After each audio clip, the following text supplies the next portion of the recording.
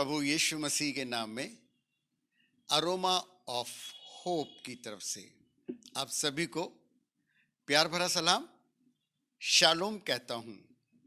Shalom शब्द बहुत प्यारा शब्द है, जिसका अर्थ है शांति, सलामती, समृद्धि। प्रभु यीशु मसीह आपके जीवन में शांति दे, सलामती आपकी रहे, समृद्धि आपको मिलती रहे। प्रभु का नाम ऊंचा हो, प्रभु का नाम महिमा पाए। काफ़ी समय के बाद फिर से आप लोगों से मुखातिब होने के लिए, आप लोगों के साथ हम कलाम होने के लिए एक और मौका प्रभु हमें दे रहे हैं। पिछले दिनों में प्रभु ने आपको और हम सबको संभाल के रखा। धन्यवाद हो प्रभु का। पता है लोग कुछ भी कहें, लेकिन मैं तो प्रभु का बहुत धन्यवादी हूँ, आभारी हूँ कि प्रभु ने हमें हर प्रकार की आशीषों से भरपूर किया। मैं और समय न लेते हुए जल्दी से आपका ध्यान फिर से यशायाह 43:19 वर्ष की तरफ लाना चाहता हूँ, जिसके इस वर्ष के अंतिम भाग में लिखा है कि मैं निर्जल देश में नदियाँ बहाऊंगा, निर्जल देश में नदियाँ बहाऊंगा। वहाँ वही कहते हैं कि मैं एक नया काम करने पर हूँ, मैं एक नई बात करता हूँ। सबसे पहली बात तो यह है कि वो ये नहीं कह रहा कि मैं एक नई बात करूँगा। See, our God is God of present time. I am, मैं हूँ, मैं हूँगा नहीं, I am with you always till at the end of the world. संसार के अंत तक मैं तेरे संग हूँ। भयभीत ना हो, डर मत, साहस बांधो, मैंने संसार को जीत लिया है। हालेलुया, प्रभु का नाम ऊंचा होने पाए। बड़ा आनंद का विषय होता है जब हम प्रभु के वायदों पर मनन करते हैं, प्रभु के वायदों को अपने जीवन में दोहराते हैं। by reminding God's promises, we just receive those blessings. We receive, हम उन्हें स्वीकार करते चले जाते हैं, by saying yes, and we say yes, and then we say yes. हाँ प्रभु, आप एक नया काम करने जा रहे हैं, आप एक नई बात करते हैं। और वो नई बात यह है कि जंगल में मार्ग और निर्जल देश में, निर्जल देश, निर्जल प्रदेश, निर्जल स्थान, प्लेस विदाउट वाटर, जहां नहर नहीं है, कुआं नहीं है और पौंड नहीं है, तालाब नहीं है, और भी कुछ कुछ चीजें हैं, सूखा। लेकिन वहां प्रभु कहते हैं मैं नदियां बहाऊंगा। वो ये नहीं कहते कि मैं वहां एक नहर लेकर आ जाऊंगा, वो ये नहीं कहते कि मैं वहां कुएं खुदवा दूंगा, वो ये नहीं कहते कि वहां तालाब बनवा दूंगा। कहते हैं कि मैं नदियां बहाऊंगा, and that means the rivers will continue to flow and sometimes the river even overflow. प्रभु का नाम महिमा पाए। बहुत ही आशीष, बहुत ही उत्तेजना, बहुत ही आशा भरे वचन है ये। बहुत बार हमारे जीवन के अंदर शुष्कता आ जाती है, ड्राइनेस आ जाती है, निर्जलता के स्थान में, यानी कि निर्जलता की स्थिति में हम जीवन जी रहे होते हैं। कहते हैं ना कि अब तो आंखों में, मतलब कि अब तो रो रो कर आंसू भी सूख गए हैं, अब तो रोने पर भी आंसू नहीं निकलते। ऐसी भी स्थिति जीवन में आ जाती है। प्रभु चाहता है हम ऐसी परिस्थिति में न पड़े रहें। मेरे सुनने वालों बहन भाइयों, मेरे प्रियजनों, प्रभु के प्रियजनों, मेरे बहन भाइयों, मेरे बुजुर्गों, मेरे बच्चों, मेरे बच्चों के माता पिता, अभिभावकों, पेरेंट्स, गार्जियंस, आई नो आंसू बहाना क्या होता है। Specially parents when they shed tears for their growing children, जब अपने टीनेजर बच्चों के लिए वो आंसू बहाते हैं। प्रभु कहना चाहता है मैं आपके आंसुओं को मैंने देखा है। तुम्हारी आंख के आंसू भले खत्म हो जाएं, तुम्हारे जीवन में भले निराशा आ जाए, मैं नदियां बहाऊंगा। नीति वचन 18:4 में लिखा है कि उमड़ने वाली नदी बुद्धि के सोते हैं। उमड़ने वाली नदी बुद्धि के सोते हैं, यानी कि वो एक ऐसी नदी है जिसके अंदर बुद्धि है, बुद्धि के सोते हैं। वो हमें बुद्धि देगा किस परिस्थिति में क्या करना है, how to handle, how to tackle that particular situation that you are going through. Verse 39, John यूहन्ना के हम 7वें अध्याय के अंदर आ रहे हैं। प्रभु हमारी मदद करे इस बात को समझने के लिए कि प्रभु यीशु मसीह ने पर्व के अंतिम दिन पुकार कर कहा, जो कोई प्यासा हो मेरे पास आए, उसके हृदय में से जीवन के जल की नदियां बह निकलेंगी। और 39 में वो खुलासा करते हैं, वचन में लिखा है, उसने ये वचन पवित्र आत्मा के विषय में कहा था। यशायाह 44:3 के अंदर वचन में लिखा है कि प्यासी और सूखी भूमि पर धाराएं, प्यासी और सूखी, आवश्यकता है कि हमारी भूमि प्यासी है, क्या हमारी भूमि सूखी है? यशायाह कहते हैं कि वो धाराएं बहाएंगे। जोएल 2:28 में लिखा है कि आत्मा उंडेलूंगा। चर्च की शुरुआत नए नियम में प्रेरितों के काम की पुस्तक में, from the point of Inception of church, कलीसिया का प्रारंभ ही आत्मा की द्वारा से हुआ, आत्मा के प्रगटीकरण के द्वारा से, आत्मा के उंडेले जाने के द्वारा से हुआ। यदि नया काम हम अपने जीवन में चाहते हैं, विशेष करके अपने विश्वासी जीवन में और मसीह जीवन में, I have seen hundreds of lives, Christian lives, मसीहों को मैंने देखा है, वो ठंडे पड़ जाते हैं, उनके जीवन के अंदर रोमांच खत्म हो जाता है, उदास हो जाते हैं।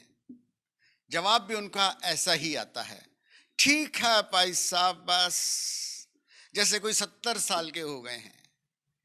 27 साल की उम्र में भी 70 साल वाला जवाब उनकी तरफ से आता है। परमेश्वर हमारे जीवन के अंदर नदियां बहाना चाहते हैं। कैसी नदियां आप अपने जीवन में चाहते हैं? नदी परमेश्वर के अनुग्रह, परमेश्वर के अनुग्रह की प्रताप और सामर्थ का निरंतर प्रवाह है, और वो लोगों के मध्य में उस बात को करना चाहते हैं। क्या आप चाहते हैं कि आपके जीवन में ये नदी बहाई जाए? यशायाह 44:3 के अंदर लिखा है कि मैं तेरे वंश पर अपनी आत्मा उंडेलूंगा। मेरे प्रियो, आज आपके वंश पर परमेश्वर अपनी आत्मा उंडेलना चाहता है। इट्स वेरी अनफॉर्चुनेट, ये बड़े दुर्भाग्यपूर्ण बात है कि अधिकतर मसीह लोग अपने जीवन की समस्याएं बस उन्हीं तक केंद्रित रहते हैं, वे उससे आगे नहीं सोच पाते। क्या हमने कभी अपने वंश के बारे में सोचा है कि मेरे वंश का क्या होगा? मेरा बेटा प्रभु में है कि नहीं, मेरी बेटी प्रभु में है कि नहीं, मेरे मेरे मेरे ग्रैंड चिल्ड्रन प्रभु में है कि नहीं? हो सकता है आपके अभी ग्रैंड चिल्ड्रन ना हो, लेकिन ये तो निश्चित मानिए कि आपके ग्रैंड चिल्ड्रन होंगे। In 1981, when I bought a bike, that time I was not married, लेकिन मैंने बाइक ये सोचकर खरीदी थी कि जब मेरा बच्चा होगा तो उसे मुझे बाइक के पेट्रोल टैंक पर बैठाने में आसानी होगी। Keeping my child in my mind, I bought a bike. क्यों? मुझे निश्चित था कि मेरी एक दिन शादी होगी, मुझे निश्चित था कि मेरे बच्चे होंगे। मैंने कभी नहीं सोचा कि मेरी शादी होगी कि नहीं होगी, मैंने ये कभी नहीं सोचा कि मेरे संतान होगी कि नहीं होगी। कई लोगों की सोच इसी प्रकार की होती है। उनसे कहो, अरे ब्रदर, अभी तो आपको अपने संतानों को देखना है। अरे पता नहीं पादी साहब। क्यों नहीं पता पादी साहब? अरे पादरी साहब को नहीं पता या आपको नहीं पता तो कोई बात नहीं, लेकिन उस परमेश्वर को सब पता है। इसीलिए यशायाह अपने वचन में लिखते हैं कि मैं तेरे वंश पर अपनी आत्मा उंडेलूंगा। यद्यपि जिस समय यशायाह ने ये वचन लिखे थे, इजरायली लोग परमेश्वर से दूर हो गए थे। इजराइल उस समय स्वधर्म त्यागी देश था, जिसने अपने धर्म का पालन करना छोड़ दिया था, परमेश्वर की आज्ञाओं का मानना छोड़ दिया था। लेकिन फिर भी परमेश्वर इस बात को कहते हैं। मेरे प्रियो, आज आवश्यकता है कि हम प्रभु के पास आ जाएं, उस भूख और प्यास के साथ।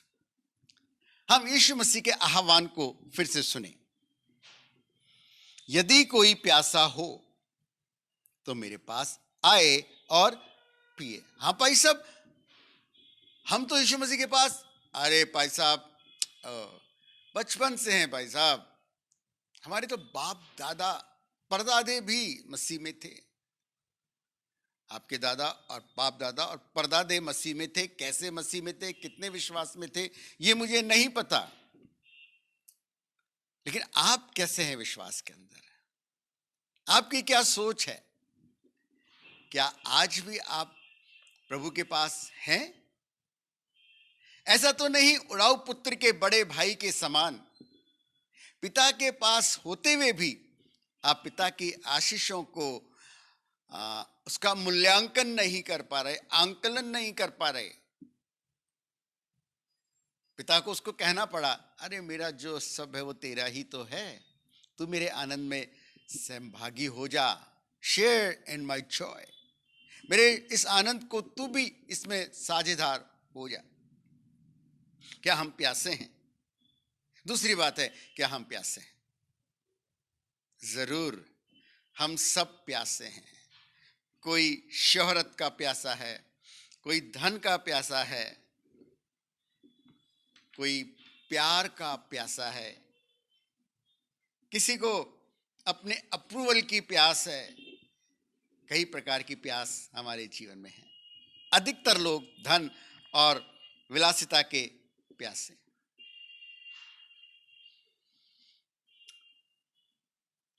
कुछ लोग किसी तरीके से अपना जीवन जीते हैं और कुछ लोग एक स्तर से ऊंचा जीवन जीना चाहते हैं।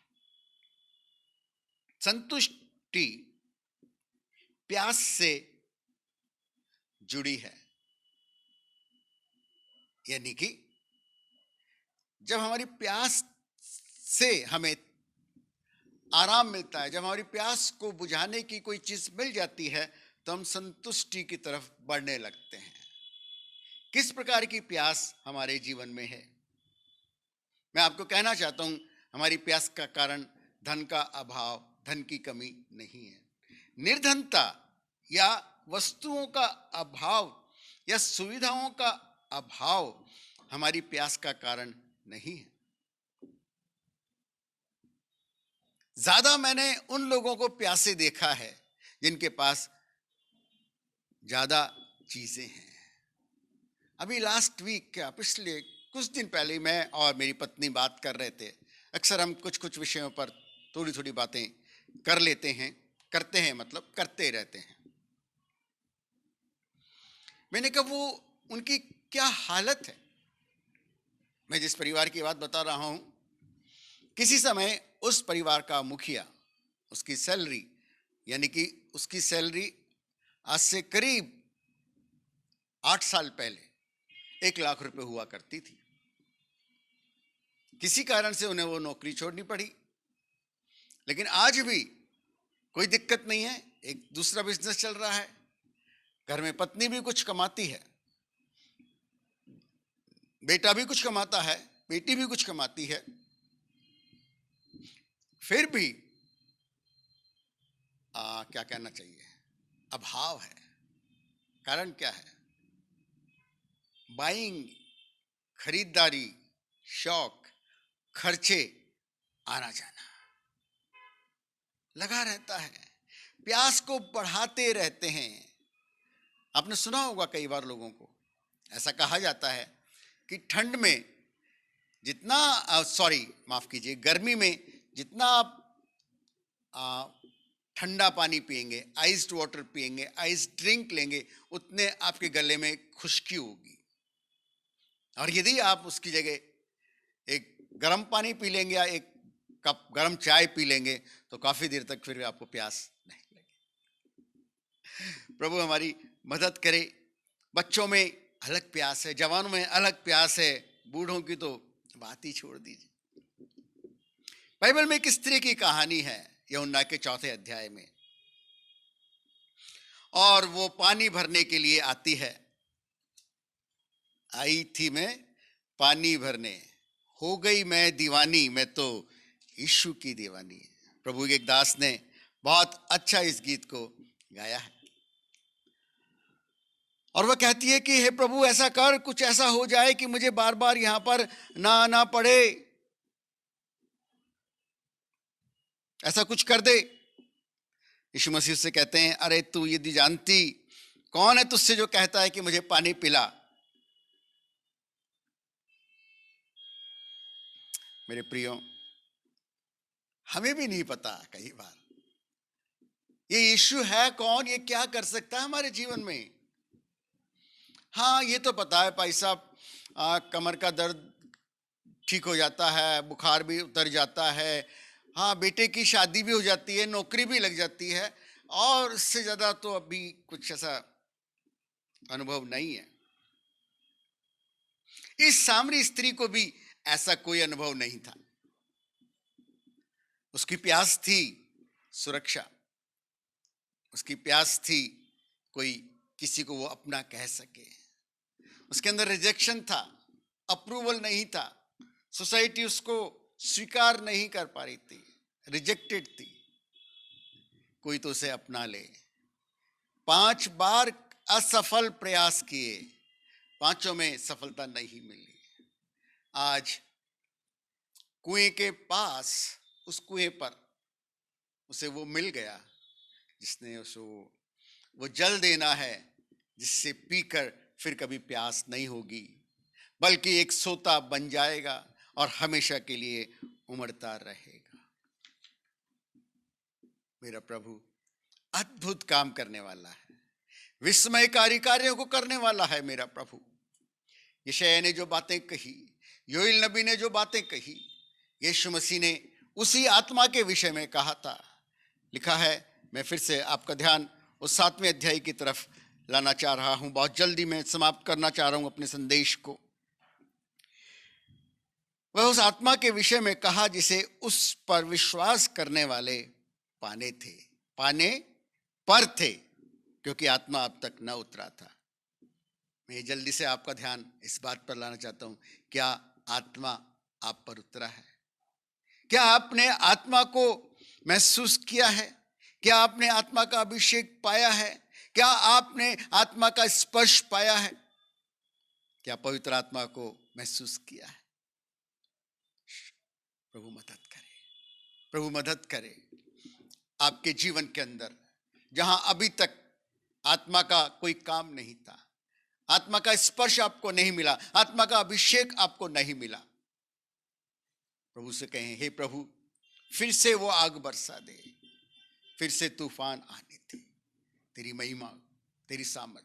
हाँ, आज प्रभु से हमें कहने की जरूरत है, हमें पुकारने की जरूरत है। और यीशु मसीह ने कहा, जो कोई प्यासा हो, जो कोई प्यासा हो मेरे पास आए और पिए। आज हमें पीने की आवश्यकता है। बस हमारे बचपन में हम प्याऊ में से पानी पिया करते थे, बड़ा अच्छा लगता था प्याऊ। पता नहीं आप लोगों से क्या बोलते हैं दिल्ली वाले लोग। दिल्ली में तो मैंने बहुत कम देखे, नल के देखे हैं जिनमें आधे में पानी आता है, आधों में नहीं आता। लेकिन जयपुर जैसे अच्छे शहर के अंदर गर्मियों के अंदर प्याऊ लगाई जाती है, मटके भरे होते हैं, और वहां वो ठंडा ठंडा पानी पिलाते हैं, और हम ऐसे पानी पिया करते थे। हमें हाथ यहां लगाना पड़ता था, हमें गर्दन थोड़ी नीची करनी पड़ती थी, और बस पीना शुरू करना होता था, पीना शुरू करना होता था, पीना शुरू करना होता था। अनुभव ये बताता है कि वो रामझारा उसको शायद बोलते थे, उसमें से वो पानी डालता रहता था या डालती रहती थी अम्मा, जब तक कि हमारा हाथ यहाँ पर लगा हुआ है। इसी प्रकार से आज परमेश्वर उंडेलना चाह रहे हैं आपके ऊपर, उंडेलना चाह रहे हैं आत्मा में से। आप अपने हाथ को यहाँ पर लगा के रखिए, वो आपको पिलाना चाहते हैं। प्रभु का नाम ऊंचा होने पाए। मैं विश्वास करता हूँ कि आज के इन वचनों के द्वारा परमेश्वर ने आपसे अवश्य बात की होगी। मैं प्रार्थना करके समाप्त करना चाहता हूँ। पिता परमेश्वर, प्रभु यीशु मसीह, मैं आपका धन्यवाद करता हूँ। मुझ दास को प्रभु आपने एक और मौका दिया आपके प्रियजनों से, आपके संतानों से एक वचन को बांटने के लिए। प्रभु इन सब की मदद कर, इनकी प्यासी, इनकी प्यास को आप मिटाएं। इनकी निर्जल भूमि पर प्रभु आप धाराएं बहाएं। इनके वंश पर प्रभु जी आप धाराएं बहाएं। इनके वंश पर आप आत्मा उंडेलें। इनमें से जो भी प्रभु जी असंतुष्ट हैं, अतृप्त हैं, किसी भी प्रकार की संतुष्टि इनके जीवन में नहीं है या किसी प्रकार की असंतुष्टि इनके जीवन में है, प्रभु आप इनको संतुष्टि प्रदान करें। आत्मा का अभिषेक दें, दया कर अनुग्रह दें। सुनने वालों पर दया और अनुग्रह हो।